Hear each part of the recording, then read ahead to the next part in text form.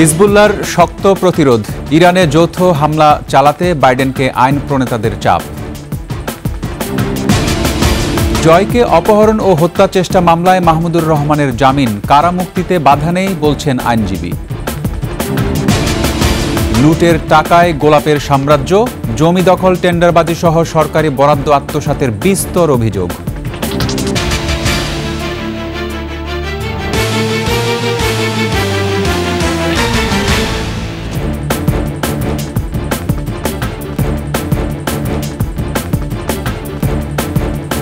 শুনছিলেন first security ইসলামী bank PLC সংবাদ শিরোনাম।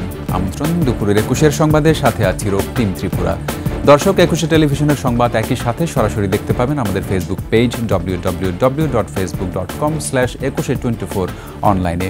এছাড়া সাবস্ক্রাইব করতে পারেন www.youtube.com/@21 চ্যানেলে।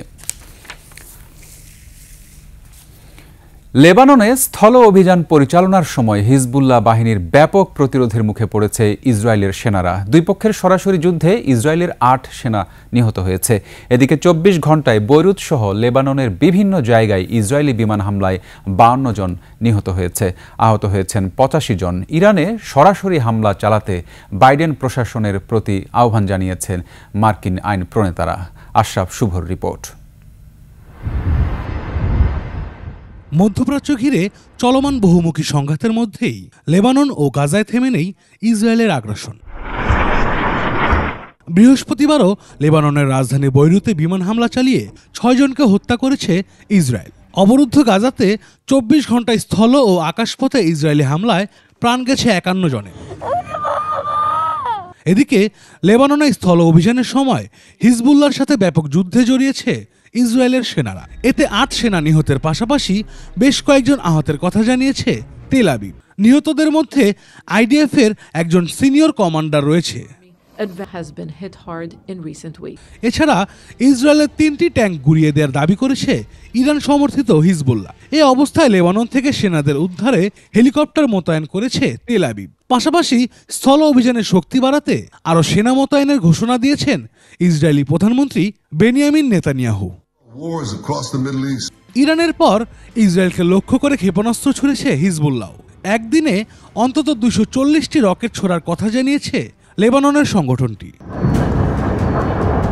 অন্যদিকে ইরানে সরাসরি হামলা চালাতে বাইডেন প্রশাসনকে আহ্বান জানিয়েছে যুক্তরাষ্ট্রের রিপাবলিকান আইন প্রণেতারা। তেল আবিবে হামলার প্রতিশোধ হিসেবে ইরানের তেল শোধনাগারে হামলা চালানো উচিত বলে মত তাদের।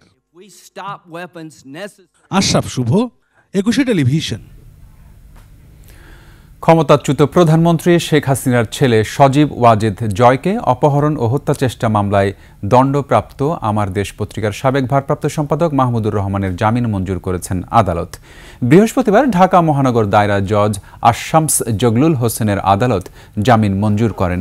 মাহমুদুর রহমানের আইনজীবী জানান, মিথ্যা মামলায় দেয়া সাজার বিরুদ্ধে আজ আপিল করা হলে আদালত আবেদন গ্রহণ করেন এবং জামিন আবেদন মঞ্জুর করেন।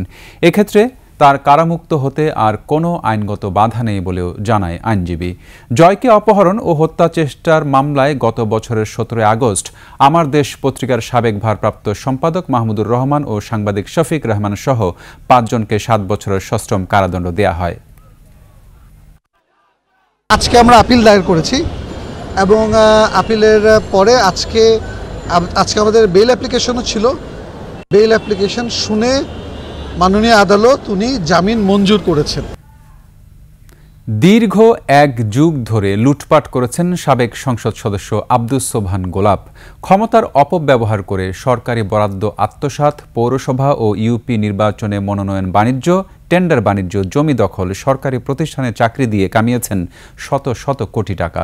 কোণঠাসা করে রাখতেন নিজ দলের কর্মীদেরও। যে কোনো কাজের নজরানা দিতেন তার স্ত্রীও।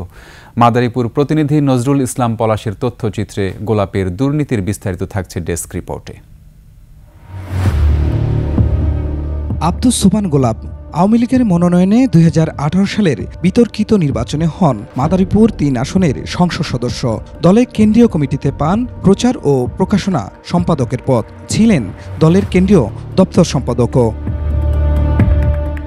এরপর থেকেই অবৈধ পথে টাকা কামাতে আরও সক্রিয় হন গোলাপ। শেখ হাসিনার নাম ভাঙিয়ে দেশ জুড়ে বিছিয়েছিলেন মনোনয়ন বাণিজ্যের জাল। মনোনয়ন পাইয়ে দেওয়ার নামে নিতেন কোটি কোটি টাকা। সাহেবরামপুর ইউনিয়নের চেয়ারম্যান মাহবুবুর রহমান মুরাদ সর্দার গত ইউনিয়ন পরিষদ নির্বাচনে চেয়ারম্যান পদে মনোনয়ন পেতে গোলাপকে দেন অর্ধ কোটি টাকা। 1 লাখ টাকা সালামি দেয়া হয় তার স্ত্রী গুলশান আরা বেগমকে। তারপরও মেলেনি মনোনয়ন। তো উনি বললেন তোর কিছু লাগবে না, তুই চলে যা। আমি কিছু না, আপনি তো কিছু নেওয়া ছাড়া আমাকে প্রতীক দিবেন না। তো উনি আমাকে বললেন চেক নিয়ে আসতো। আমি না ভাই, চেক তো নিয়ে আসি নাই, তো কালকে চেক নিয়ে আসো। মনোনয়ন বাণিজ্যে আব্দুস সোবহান গোলাপ ছিলেন পাকা খেলোয়াড়। মনোনয়ন পাইয়ে দেওয়ার নামে একাধিক প্রার্থীর কাছ থেকে হাতিয়ে নেন লাখ লাখ টাকা। মনোনয়ন না পেয়ে টাকা ফেরত চাইলে দেওয়া হতো হত্যার হুমকি। আওয়ামী লীগ সভাপতি ও সাধারণ সম্পাদকের কাছে দায়ের করা হয় লিখিত অভিযোগও। এক ইউনিয়ন থেকে 3-4 জনের কাছ থেকে, লক্ষ্মীপুরে যেমন লক্ষ্মীপুরে ফজলুর কাছ থেকেও টাকা নিছে, আবার ওই এর কাছ থেকেও টাকার। শেখ পরিবারের ঘনিষ্ঠজন হওয়ায় গোলাপের বিরুদ্ধে দাঁড়ানোর সাহস পাননি কেউ। অত্র উপজেলায় তার 3 নং আসনের মধ্যে এমন কেউ বলতে পারবে না যে কোটি টাকা, 50 লাখ টাকা, 1-1.5 কোটি টাকা বাদে সে কারোকে নমিনেশন দিয়েছে। বিভিন্ন লেনদেনের মাধ্যমে এই মনোনয়ন বাণিজ্য হয়েছে। এইভাবে বিভিন্ন ইউনিয়নে উনি মনোনয়ন বাণিজ্য করেছেন। তার 2 ভাইয়ে প্রথম তার ভাই ইউনুস নমিনেশন দিছে এবং এককভাবে তাকে সিলেকশনে হয় নিছে। দলের কাউকে সেই সম্মান সে দেখায় না বা দেয় নাই। সরকারের পট পরিবর্তনে আত্মগোপনে থাকা গোলাপ গ্রেপ্তার হয়ে এখন আছেন কারাগারে। খুরশিদ আলম মুকুল, ডেস্ক রিপোর্ট, 21 টেলিভিশন। আবার আমন্ত্রণ দুপুরের 21 সংবাদে। ঠাকুরগাঁও 2 আসনের 7 বারের সাবেক সংসদ সদস্য দবিরুল ইসলামকে গ্রেপ্তার করেছে পুলিশ। বুধবার দিবাগত রাত 2:30 ঠাকুরগাঁও সদর উপজেলার রুহিয়া থানার প্রয়াত আওয়ামী লীগ নেতা আলমগীর হোসেনের বাড়ি থেকে তাকে গ্রেপ্তার করা হয়। জানা যায়, বালিয়াডাঙ্গি থানার একটি মামলায় তাকে গ্রেপ্তার করা হয়েছে। তিনি প্রধান আসামি। দবিরুল ইসলাম ঠাকুরগাঁও 2 আসনের 7 বারের সাবেক সংসদ সদস্য, ঠাকুরগাঁও জেলা আওয়ামী লীগের সাবেক সভাপতি, পার্বত্য চট্টগ্রাম বিষয়ক মন্ত্রণালয়, বিজ্ঞান ও প্রযুক্তি মন্ত্রণালয়ের সংসদীয় স্থায়ী কমিটির সভাপতি ছিলেন।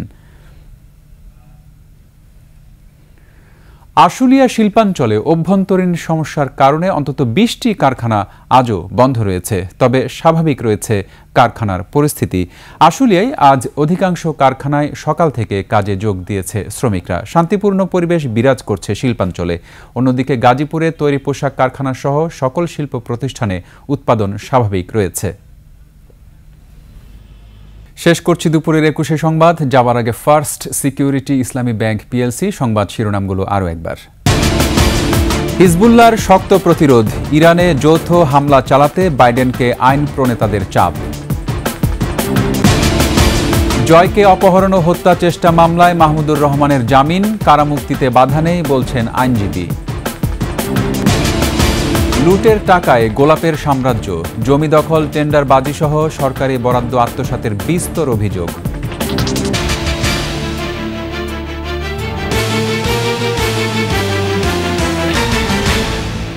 সর্বশেষ সংবাদ জানতে ডায়াল করুন 2021 নম্বরে আর ভিজিট করুন 21-tv.com ওয়েবসাইটে। ফেসবুকে ভিজিট করতে পারেন www.facebook.com/2124 অনলাইনে।